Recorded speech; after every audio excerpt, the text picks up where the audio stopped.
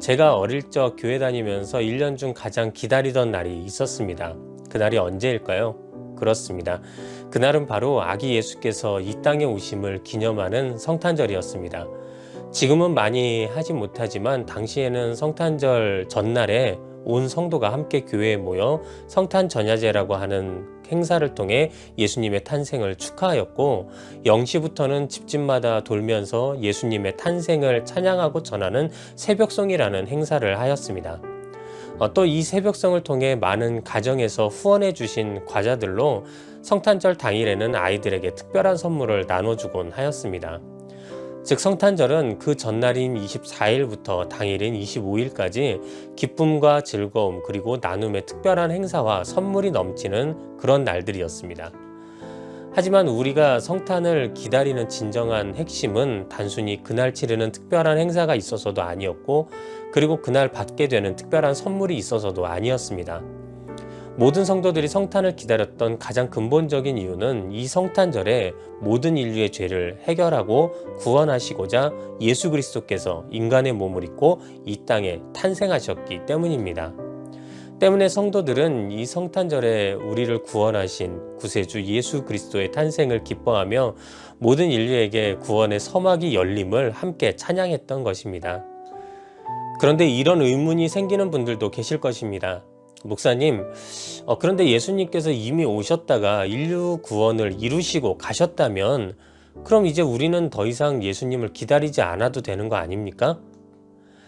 그렇습니다. 여러분들 말대로 분명 예수님께서는 이미 2000년 전에 이 땅에 오셔서 십자가에서 모든 인류의 죄를 대속하시고 결국 죽음을 이기시고 부활 승천하셨습니다. 이 말만 들으면 우리는 이제 더 이상 예수님을 기다리지 않아도 될 것처럼 생각들곤 합니다. 하지만 그럼에도 불구하고 우리는 여전히 예수 그리스도를 오늘도 기다려야만 합니다. 단지 그 기다림의 초점이 조금 다를 뿐인데요. 우리가 기다릴 것은 이 세상을 구원하시기 위해 오신 구원자 예수 그리스도의 탄생이 아니라 이 세상의 마지막에 이 세상을 심판하기 위해 다시 오실 예수 그리스도의 재림을 우리는 기다려야만 하는 것입니다. 사도행전 1장 11절에는 이르되 갈릴리 사람들아 어찌하여 서서 하늘을 쳐다보느냐, 너희 가운데에서 하늘로 올려지신 이 예수는 하늘로 가심을 본 그대로 오시리라 하였느니라 라고 증거하고 있습니다. 그렇습니다. 이 말대로 예수님은 승천하신 그 모습 그대로 분명히 우리에게 다시 오실 것이라 약속하셨던 것입니다.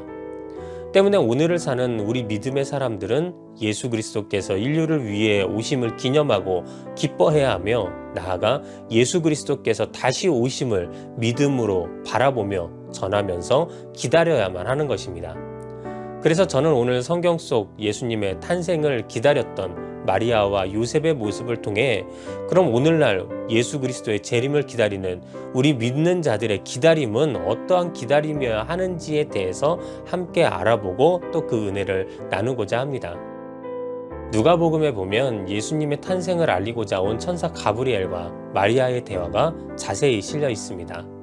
누가복음 1장 13절에 천사 가브리엘이 마리아에게 보라, 내가 잉태하여 아들을 낳으리니 그 이름을 예수라 하라 라고 전해줍니다. 그때 마리아는 누가복음 1장 34절에 나는 사내를 알지 못하니 어찌 이 일이 있으리이까 라고 천사에게 말합니다. 여러분, 이게 무슨 말일까요? 이 말은 먼저는 자신이 처녀인데 어떻게 아이를 출산할 수 있느냐는 천사 가브리엘을 향한 마리아의 질문이었습니다. 그러나 또 이 말은 하나님의 천사 앞에서까지 자신의 성결함을 거침없이 주장하는 마리아의 당당한 삶의 고백이기도 하였습니다.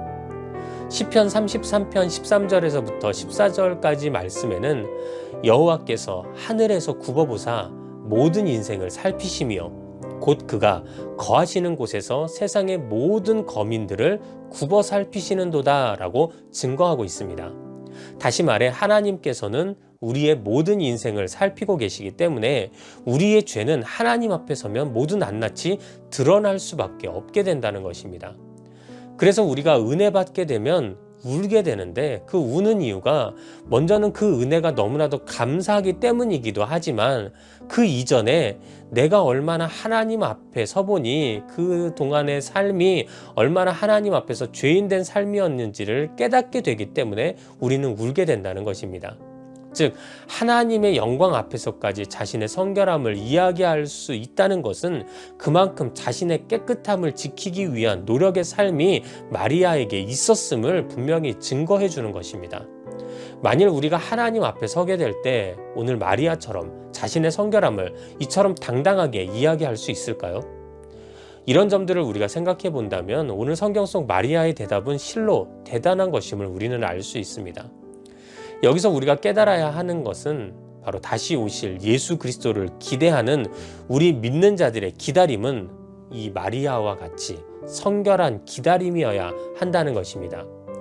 사도 바울은 성경 데살로니가전서 5장 23절에 평강의 하나님이 친히 너희를 온전히 거룩하게 하시고 또 너희의 온 영과 혼과 몸이 우리 주 예수 그리스도께서 강림하실 때에 흠없이 보존되기를 원하노라 라고 말하면서 예수 그리스도의 다시 오심을 기다리는 모든 믿는 자들은 그때까지 자신의 영과 혼과 몸을 흠없게 보존해야 할 책임이 있음을 분명히 이야기하고 있습니다. 그런데 이 말씀이 우리에게 희망처럼 느껴지는 것이 아니라 마치 큰 벽을 만난 것처럼 좌절로 느껴지는 이유는 무엇일까요? 아마 그 이유는 우리가 세상 속에서 우리의 영, 혼, 육을 흠없이 보존하며 예수님을 기다리며 사는 것이 절대 말처럼 쉬운 일이 아님을, 아니 어쩌면 불가능한 일임을 우리는 너무나도 잘 알고 있기 때문일 것입니다. 하지만 여러분 절대 낙심하거나 좌절하지 마시기 바랍니다. 우리에게 이것이 쉽지 않음을 하나님은 우리보다 더욱 잘 알고 계셨습니다.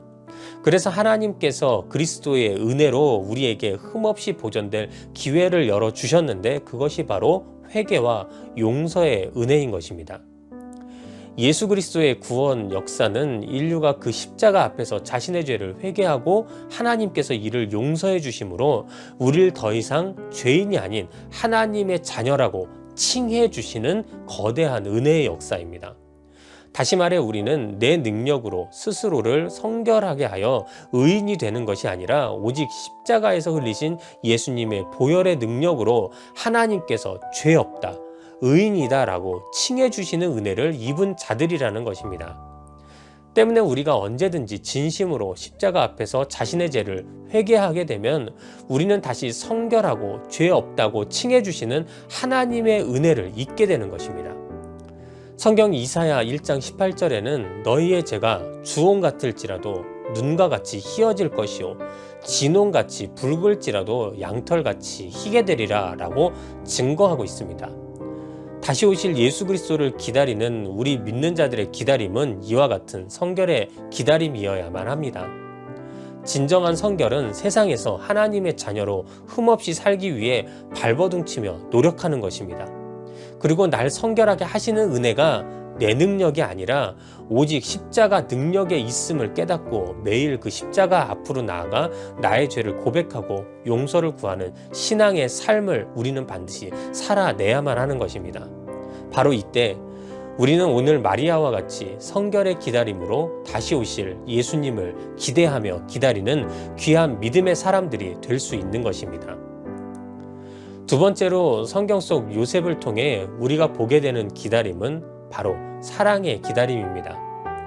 성경 속 몇 가지 그가 보인 모습들을 통해 우리는 그가 얼마나 의롭고 사랑의 사람이었는지를 깨닫게 됩니다.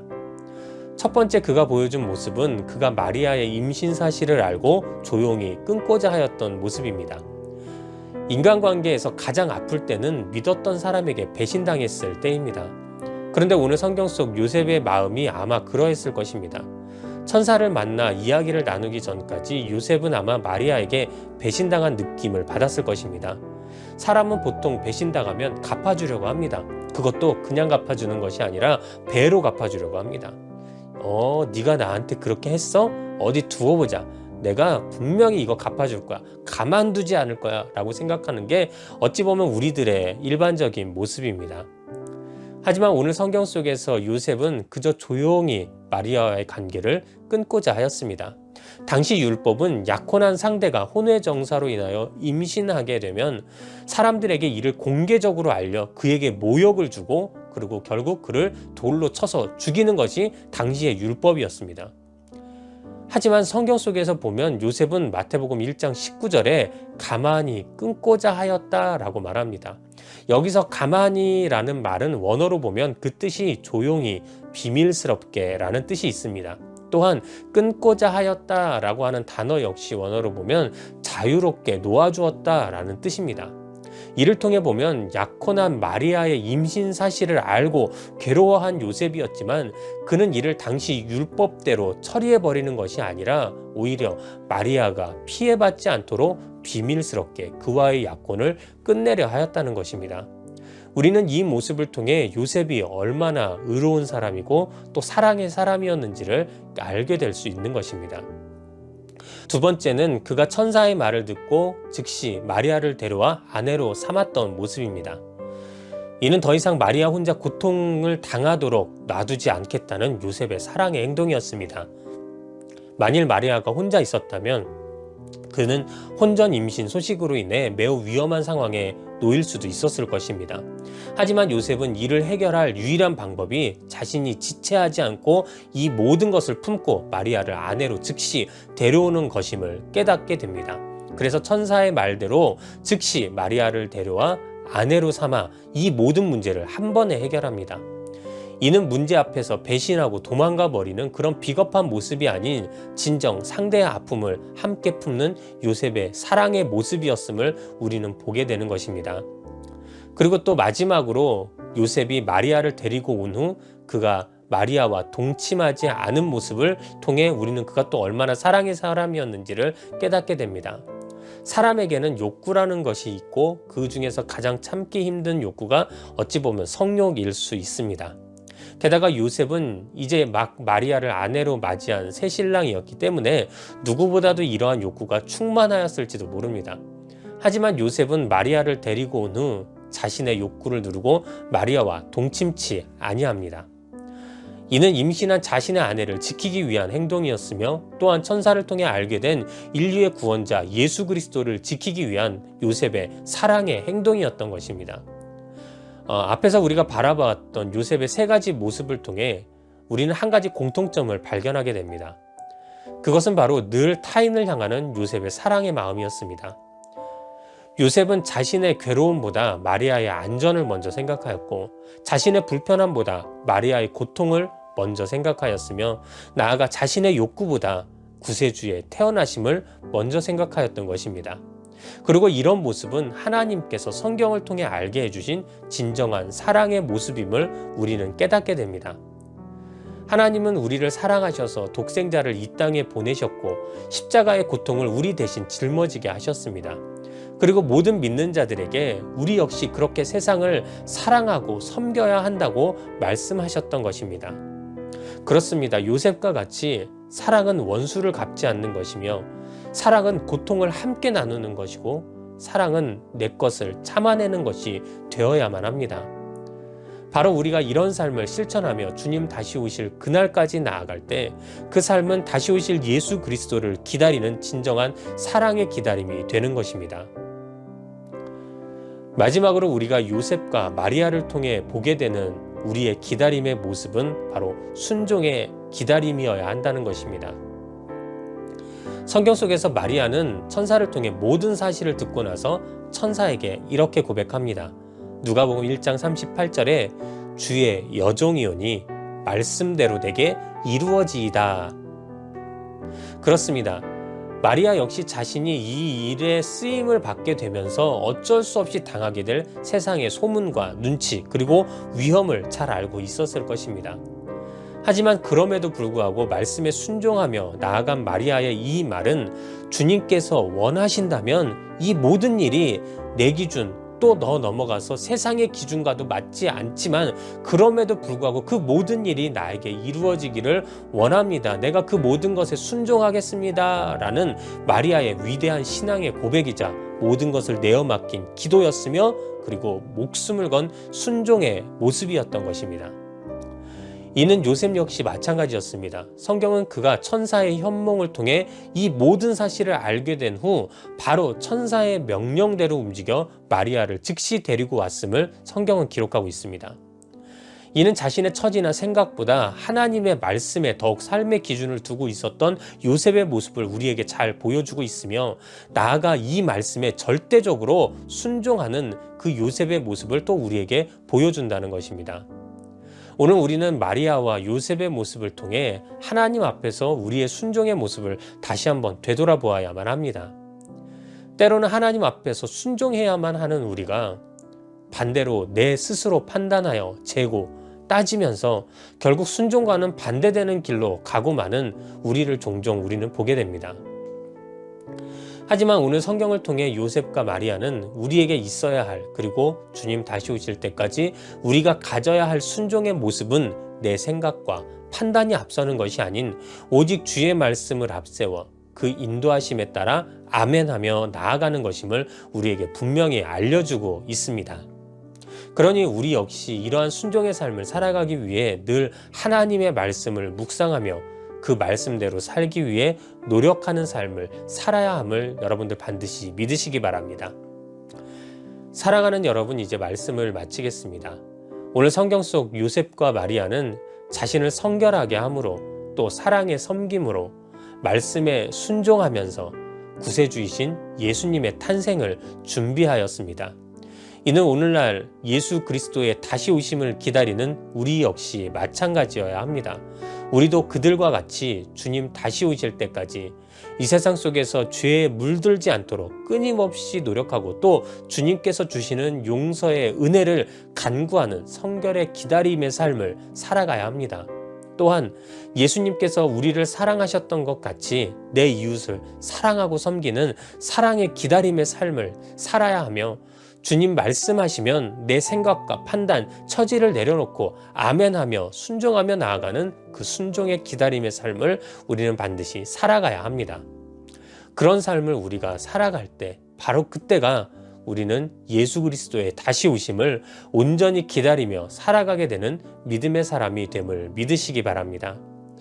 바라기는 오늘 말씀을 나누는 여러분들도 여러분의 삶이 이러한 귀한 기다림의 삶으로 충만해지시기를 주님의 이름으로 축원합니다. 기도하겠습니다. 하나님 감사합니다. 오늘도 주님께서 우리를 통하여 역사하시고 오늘 말씀을 통하여 은혜 나누게 하심에 감사와 영광 올려드립니다. 오늘 예수 그리스도를 기다리는 우리 모든 믿음의 성도들의 기다림은 바로 마리아와 요셉과 같이 성결한 기다림이요, 또 사랑의 기다림이요, 순종의 기다림이 되게 하여 주시옵소서. 오늘도 주님께서 말씀으로 또 우리의 삶을 이끄심에 감사와 영광 올려드리오며 예수님의 이름으로 기도드렸사옵나이다. 아멘.